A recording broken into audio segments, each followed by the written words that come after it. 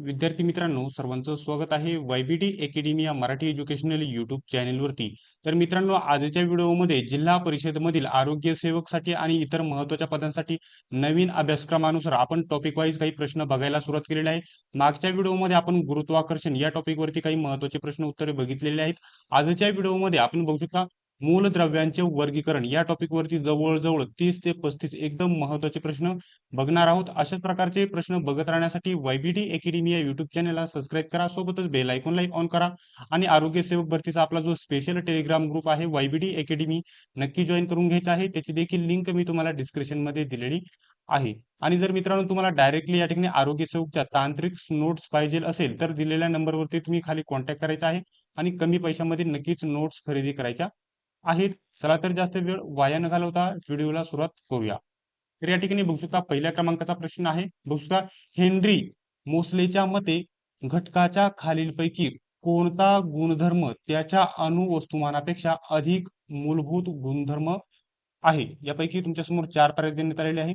तर याचं योग्य उत्तर आहे क्रमांक 3. बघू शकता अनुक्रमांक. अनुक्रमांक हे याचं योग्य उत्तर असलेले बघायला भेटेल. तर या ठिकाणी दुसऱ्या क्रमांकाचा आपण प्रश्न बघूया. प्रश्न काय आहे? आधुनिक आवर्त सारणीतील बघू शकता आधुनिक आवर्त सारणीत अनुक्रमे 11, 12, 13, 14, 15, 16, 17 आणि 18 अणु अंक असलेल्या मूलद्रव्यांच्या बघू शकता स्थानासंदर्भात खालीलपैकी कोणते विधान चुकीचे आहे? तुम्ही चारही विधाने मी तुम्हाला वाचायला देणार आहे. यापैकी कोणते विधान चुकीचे आहे? बघू शकता ही 4 विधाने दिलेली आहेत. यापैकी कोणते चुकीचे आहेत? तर योग्य उत्तर आहे क्रमांक 2. क्रमांक 2 या ठिकाणी बघूया. या मूलद्रव्यांच्या अणूंमधील इलेक्ट्रॉन के, एल आणि एम कक्षांमध्ये भरलेली असतात. हे या ठिकाणी चुकीचे विधान असलेले बघायला भेटेल. तर प्रश्न क्रमांक तिसऱ्या क्रमांकाचा प्रश्न तुम्ही बघू शकता. आधुनिक आवर्त सारणीच्या कोणत्या गटात हॅलोजनला ठेवले आहे? कोणत्या गटामध्ये ठेवलेले आहे? तर योग्य उत्तर आहे क्रमांक 4. बघू शकता क्रमांक 4 17व्या गटामध्ये ठेवण्यात आलेले आहे. पुढचा महत्वाचा या ठिकाणी बघू शकता प्रश्न कितव्या क्रमांकाचा? तर 4थ्या क्रमांकाचा हा प्रश्न आहे. बघू शकता मेंडेलिव्हच्या मते मूलद्रव्यांचे डॅश डॅश गुणधर्म हे त्यांच्या आवर्त फल आहेत. कसे आहेत?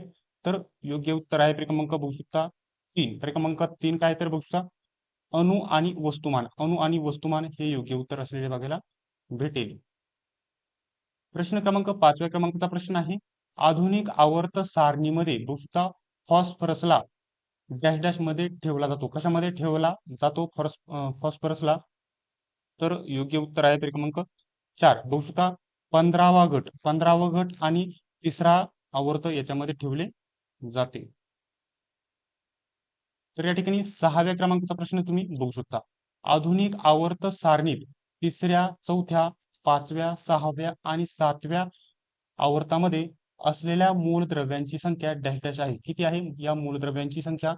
तर योग्य उत्तर आहे क्रमांक बघू शकता 2. क्रमांक 2 काय आहे? बघू शकता अनुक्रमे 8, 18, 18, 32 आणि 32 हे या ठिकाणी योग्य उत्तर असलेले बघायला भेटेल. अशाच प्रकारचे तुम्हाला तांत्रिक प्रश्न विचारले जातात IPBS मार्फत. 7व्या क्रमांकाचा प्रश्न या ठिकाणी तुम्ही बघू शकता. आधुनिक आवर्त सारणीतील धात्वीय गुणधर्माच्या प्रवृत्तीविषयी खालीलपैकी कोणते विधान योग्य आहे? यापैकी कोणते विधान योग्य आहे? योग्य उत्तर आहे क्रमांक 3. बघू शकता धात्विक लक्षण एका आवर्तात घटते आणि गटात खालच्या दिशेने वाढते. हे विधान योग्य असलेले आपल्याला बघायला भेटेल. तर तुम्ही स्क्रीनवरती 8व्या क्रमांकाचा प्रश्न तुम्ही स्क्रीनवरती बघत आहात. प्रश्न काय आहे तुम्ही बघू शकता. खालील विधानांचा विचार करा आणि योग्य उत्तर ओळखा. तर पहिले विधान काय देण्यात आले आहे? पहिले विधान हे पहिले विधान आहे. बघू शकता अष्टकांचा नियम हा केवळ कॅल्शियम पर्यंत लागू होत होता. बघू शकता कॅल्शियम पर्यंत लागू होत होता. त्याच्यानंतर दुसऱ्या क्रमांकाचे विधान काय आहे? कॅल्शियम नंतर प्रत्येक 8व्या मूलद्रव्यात त्याच्या आधीच्या मूलद्रव्याप्रमाणे समान गुणधर्म नव्हते. तर या ठिकाणी कसे हे विधान आहे तुमच्या समोर हे 4 पर्याय देण्यात आलेले आहेत. तर याचं योग्य उत्तर आहे क्रमांक 1. बघू शकता क्रमांक 1 योग्य उत्तर आहे. दोन्ही विधाने योग्य आहेत. बघू शकता विधान 2 हे विधान बघू शकता विधान 2 हे विधान 1 चे योग्य स्पष्टीकरण आहे. विधान दोन हे विधान 1 चे योग्य स्पष्टीकरण आहे, म्हणजे त्याचं स्पष्टीकरण खाली देण्यात आलेले आहे. तर मित्रांनो, प्रश्न क्रमांक 9 स्क्रीनवरती बघू शकता. डोबे रायन बघू शकता. डोबे रायनच्या त्रिकांच्या नियमासाठी फ्लोरीन, ब्रोमीन आणि आयोडीनचा योग्य क्रम निवडा. यापैकी तुम्ही हे 4 पर्याय आहेत, यापैकी कोणता योग्य क्रम आहे या तिघांमध्ये? योग्य उत्तर आहे क्रमांक 1 बघू शकता. सर्वात 1 क्रमांकला बघू शकता क्लोरीन, नंतर आहे ब्रोमीन आणि 3 नंबरला आहे आयोडीन. अशा प्रकारे 1, 2 आणि 3 हा या ठिकाणी योग्य क्रम आहे. त्याच्यानंतर पुढील महत्वाचा प्रश्न तुम्ही स्क्रीनवरती बघू शकता. प्रश्न काय आहे? 10व्या क्रमांकाचा प्रश्न आहे. बघू न्यूलँड्सच्या अष्टकांच्या नियमानुसार बघू पोटॅशियम आणि तांबे यांच्या दरम्यान किती मूलद्रव्ये आहेत? तर योग्य उत्तर आहे क्रमांक 3 बघू शकता. क्रमांक 3 एकूण 7 मूलद्रव्ये असलेली आपल्याला बघायला भेटतील. तर 11व्या क्रमांकाचा प्रश्न तुम्ही बघू शकता. खालील विधानांचा योग्य विचार करा आणि योग्य उत्तर ओळखा. तर विधान 1 काय आहे? बघता डॉबेराइनने त्रिकांचा नियम दिला. दुसरे विधान आहे डॉबेराइनने प्रत्येकी 3 घटक असणाऱ्या भिन्न गुणधर्मांची मूलद्रव्ये गटांमध्ये रचण्याचा प्रयत्न केला. यापैकी कोणते विधान योग्य आहे आणि कोणते अयोग्य आहे ओळखायचे आहे. तर योग्य उत्तर आहे क्रमांक 4. क्रमांक 4 काय आहे? तुम्ही स्क्रीनवरती तुम्ही बघू शकता. क्रमांक 4 म्हणजे केवळ एक विधान योग्य आहे. जे पहिल्या क्रमांकाचे हे विधान आहे, जे पहिल्या क्रमांकाचे हे विधान आहे तेच योग्य आहे. दुसऱ्या क्रमांकाचे विधान चुकीचे सांगण्यात आलेले आहे. त्याच्यानंतर तुम्ही या ठिकाणी 12व्या क्रमांकाचा प्रश्न तुम्ही बघू शकता. डॉबेरायनच्या त्रिंकामध्ये मूलद्रव्ये डॅश डॅश अशी लिहिली जाते. कशी लिहिली जाते? तर योग्य उत्तर आहे क्रमांक 1 बघू शकता. गटामध्ये खालील दिशेने येताना चढत्या अणु वस्तुमानांकासह लिहिली जाते. तर या ठिकाणी 13व्या क्रमांकाचा प्रश्न तुम्ही या ठिकाणी स्क्रीनवरती बघू शकता. डॉबेरायनच्या त्रिकांची उपलब्ध काय होती? योग्य उत्तर आहे क्रमांक 3 बघू शकता. मूलद्रव्यांच्या गुणधर्मांचा अणु वस्तुमानाशी संबंध जोडण्याचा पहिला प्रयत्न हे या ठिकाणी योग्य उत्तर असलेले बघायला भेटेल. प्रश्न क्रमांक 14वा प्रश्न या ठिकाणी तुम्ही बघू शकता. न्यूलँड्सने कोणत्या 2 मूलद्रव्यांना एकाच स्लॉटमध्ये ठेवले होते? कोणत्या? तर योग्य उत्तर आहे क्रमांक बघू शकता 2 बघू शकता. CO आणि NI योग्य उत्तर आहे. त्याच्यानंतर हा या ठिकाणी 15व्या क्रमांकाचा प्रश्न बघू शकता. न्यूलँड्सच्या अष्टकाच्या सिद्धांतात निष्क्रिय वायूंचा समावेश का नसतो? निष्क्रिय वायूंचा समावेश. तर याचं योग्य उत्तर आहे क्रमांक 2. त्यावेळी ही मूलद्रव्ये माहिती नव्हती, त्यामुळे वापर नाही. 16व्या क्रमांकाचा प्रश्न तुम्ही स्क्रीनवरती बघू शकता. खालीलपैकी कोणत्या मूलद्रव्यांच्या गटाचा शोध मेंढेलिव्हच्या आवर्त सारणी दरम्यान लावण्यात आला नव्हता? तर योग्य उत्तर आहे क्रमांक बघू शकता 1. निष्क्रिय वायूचा शोध लावण्यात आलेला नव्हता. 17व्या क्रमांकाचा प्रश्न तुम्ही बघू शकता. डोबेरायनने समान गुणधर्म असलेल्या मूलद्रव्यांची गटांमध्ये रचना करण्याचा प्रयत्न केला. त्यासाठी त्याने निश्चित केलेले गट किती मूलद्रव्ये असणारे होते? तर योग्य उत्तर काय आहे? क्रमांक बघू शकता 2. क्रमांक 2 म्हणजे 3 गट मूलद्रव्ये असणारे होते. तुम्ही स्क्रीनवरती 18व्या क्रमांकाचा प्रश्न बघू शकता. न्यूलँड्सने बघू शकता डॅश डॅशच्या आधारे मूलद्रव्याची आवर्त सारणीमध्ये मांडणी केली. कशाच्या आधारे मांडणी केली? तर पर्याय क्रमांक 4 चढत्या अणुवस्तुमानांकाच्या आधारे या ठिकाणी मान्यता केलेली आहे किंवा मांडणी केलेली आहे. हा देखील पॉईंट तुम्ही लक्षात घेऊ शकतात. या ठिकाणी बघू शकता 19व्या क्रमांकाचा प्रश्न आहे. न्यूलँड्सचा डॅश डॅश अष्टक नियम फक्त डॅश डॅश या मूलद्रव्यापर्यंत लागू होता? तर योग्य उत्तर आहे क्रमांक बघू शकता 2 CA. क्रमांक CA पर्यंत लागू होता हा नियम. प्रश्न क्रमांक 20वा प्रश्न आहे. डॉबे रायनर बघू शकता, डॉबे रायनर यांनी मूलद्रव्यांच्या आपल्या वर्गीकरण प्रणालीत किती किती त्रिके निश्चित केली होती, किती किती त्रिके निश्चित केलेली होती. तुमच्या समोर हे पर्याय देण्यात आलेले आहेत. तर याचं योग्य उत्तर आहे क्रमांक बघू शकता 3. क्रमांक 3 याचे योग्य उत्तर आहे बघू शकता. 3 त्रिके निश्चित करण्यात आलेली होती. तर पुढील या ठिकाणी महत्त्वाचा प्रश्न आहे. IBPS अशाच प्रकारचे अवघड हार्ड प्रश्न टाकलेले तुम्हाला बघायला भेटतील. बघू शकता प्रश्न कोणता आहे 21व्या क्रमांकाचा. खालीलपैकी कोणत्या गटातील मूलद्रव्ये एक त्रिक तयार करतात, एक त्रिक तयार करतात? तर योग्य उत्तर क्रमांक 4 बघू शकता. क्रमांक हा चौथा गट एक त्रिक तयार करतात, एक त्रिक चौथा गट लक्षात ठेवायचे आहे. तर या ठिकाणी बघू शकता प्रश्न क्रमांक 22 कोणता आहे, 22 कोणता आहे. न्यूलँड्सच्या न्यूलँड्सच्या म्हणण्यानुसार निसर्गात किती मूलद्रव्य अस्तित्वात होती, किती मूलद्रव्य अस्तित्वात होती? या प्रश्नाला IMP करायचे. IMP किती मूलद्रव्य अस्तित्वात होती? तर योग्य उत्तर आहे क्रमांक 3 बघू शकता. एकूण 56 मूलद्रव्य अस्तित्वात होती. पुढील या ठिकाणी बघू शकता पुढील कोणता आहे, तर डॉबे रायनरच्या बघू शकता त्रिकांसंदर्भात खालीलपैकी कोणते विधान योग्य नाही, कोणते विधान योग्य नाही? तुम्ही या ठिकाणी बघू शकता. तुम्ही जे 4 पर्याय आहेत, 4 विधाने दिलेली आहेत, 4ही विधाने योग्य काळजीपूर्वक वाचायची आहेत. तर याचं योग्य उत्तर होईल क्रमांक 3. हे क्रमांक 3 बघू शकता. हे विधान योग्य नाही. काय विधान आहे या ठिकाणी बघू शकता. बघू शकता, जर 3 मूलद्रव्यांची त्यांच्या अणुवस्तुमानांच्या बघू शकता उतरत्या क्रमाने मांडणी केल्यास बघू शकता तिसऱ्या मूलद्रव्याचे वस्तुमान अन्य 2 मूलद्रव्यांच्या बघू शकता अणुवस्तुमानांची अंदाजे सरासरी असते. हे विधान पूर्णतः चुकीचे असलेले बघायला भेटेल. तर या ठिकाणी प्रश्न क्रमांक 24 बघू शकता. आधुनिक आवर्त सारणीमध्ये झिंकचे स्थान काय आहे? झिंकचे स्थान काय आहे आधुनिक आवर्त सारणीमध्ये झिंकचे स्थान? तर योग्य उत्तर क्रमांक 3 बघू शकता. गट 12 आवर्त 4 हे या ठिकाणी योग्य उत्तर आहे, हे स्थान आहे. प्रश्न क्रमांक 25 तुम्ही बघू शकता.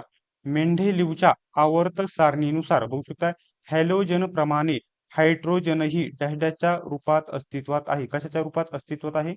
तर योग्य उत्तर होईल क्रमांक 2. क्रमांक 2 बघू शकता. द्विअण्वीय रेणूच्या अस्तित्वात या स्वरूपामध्ये अस्तित्वात आहे हायड्रोजनही. तर प्रश्न क्रमांक या ठिकाणी बघू शकता 26व्या क्रमांकाचा प्रश्न आहे. सध्या डॅश मूलद्रव्य जात आहेत. सध्या डॅश मूलद्रव्य जात आहेत. त्यातील डॅश निसर्गात आढळणारी मूलद्रव्ये आहेत. किती मूलद्रव्ये आढळणारी आहेत निसर्गामध्ये? तर तुमच्या समोर 4 पर्याय देण्यात आलेले आहेत. तर योग्य उत्तर होईल क्रमांक 2 बघू शकता. बघू शकता सध्या 118 मूलद्रव्य जात आहेत. त्यातील किती 94 या ठिकाणी 94 येईल. 94 निसर्गात आढळणारी मूलद्रव्य आहेत. हे महत्वाचे प्रश्न आहेत, तुम्ही IMP करून घ्यायचं आहे. त्याच्यानंतर आपण या ठिकाणी थोडी झूम आउट केल्याच्या नंतर बघू शकता 27व्या क्रमांकाचा प्रश्न काय आहे. 27वा आहे. आधुनिक सारणीमध्ये तिसऱ्या गटात डॅश सर्वात इलेक्ट्रो पॉझिटिव्ह आणि डॅश सर्वात इलेक्ट्रोनिगेटिव्ह आहे. तर इलेक्ट्रो पॉझिटिव्ह कोणते आहेत? तर योग्य उत्तर आहे क्रमांक बघू शकता क्रमांक 3. क्रमांक 3 म्हणजे सोडियम. या ठिकाणी सोडियम बघू शकता इलेक्ट्रो पॉझिटिव्ह सोडियम आहेत आणि सर्वात या ठिकाणी तिसऱ्या गटामध्ये इलेक्ट्रो पॉझिटिव्ह आहेत. या ठिकाणी बघू शकता सोडियम आणि दुसऱ्या या ठिकाणी क्लोरीन. या ठिकाणी योग्य उत्तर होईल क्लोरीन. तर पुढील महत्वाचा प्रश्न या ठिकाणी बघू शकता 28व्या क्रमांकाचा प्रश्न बघू शकता. न्यूलँड्स, मेंडेलिव्ह आणि मेयर या नावाच्या वैज्ञानिकांनी डॅश विकसित केले होते. काय विकसित केले होते? तर योग्य उत्तर होईल क्रमांक 2. क्रमांक 2 बघू शकता. आवर्त सारणी विकसित केले होते या 3 शास्त्रज्ञांनी. 29व्या क्रमांकाचा प्रश्न आहे. मूलद्रव्यांची आवर्त सारणी तयार करणारा पहिला शास्त्रज्ञ कोण? IMP या प्रश्नाला IMP करायचे. मूलद्रव्यांच्या आवर्त सारणी तयार करणारा पहिला शास्त्रज्ञ कोण आहे? योग्य उत्तर पर्याय क्रमांक 3 बघू शकता. दिमित्री दिमित्री मेंढेलिव्ह हे योग्य उत्तर आहे. तुम्ही या प्रश्नाला IMP करू शकता. तर या ठिकाणी बघू शकता 30व्या क्रमांकाचा प्रश्न आहे. दिमित्री मेंढेलिव्हने काय तयार केले होते? तर योग्य उत्तर आहे पर्याय क्रमांक 2. बघू शकता पर्याय क्रमांक 2 रासायनिक घटकांची आवर्त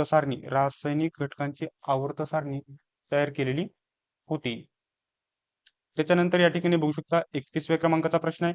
जर H2O हायड्रोजन तर KHO चे काय होईल? तर योग्य उत्तर होईल पर्याय क्रमांक 3. बघू शकता पोटॅशियम होईल KHO चे. हे देखील पॉईंट तुम्ही लक्षात घेऊ शकतात. तर या ठिकाणी बघू शकता IMP या ठिकाणी कितव्या क्रमांकाचा प्रश्न आहे? तर 32व्या क्रमांकाचा प्रश्न आहे.